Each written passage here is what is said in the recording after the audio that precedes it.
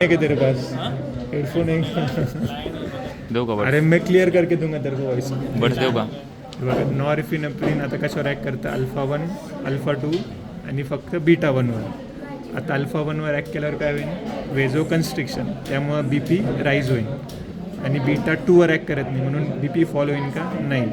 तेच ग्राफमध्ये कसं कळेल 2 मायक्रोग्राम कन्फर्म हां हे बघ फक्त बी पी कमी वाढला आहे आणि हा जो कमी झालेला आहे तो दुसरी जी ॲक्टिव्हिटी असते पॅरासिम्पॅथेटिक त्यामुळं जस्ट एक कामाचं नाही फक्त अल्फा 1 आणि बीटा 2मुळं काहीच नाही आलं.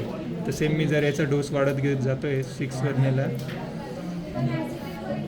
तर बघ परत बी पी वाढला आहे पण हा नॉरएपिनेफ्रिन बीटा 2वर ॲक्ट करत नाही म्हणून बी पी कमी झालं का नाही. बस एवढंच आयसोप्रेन आले.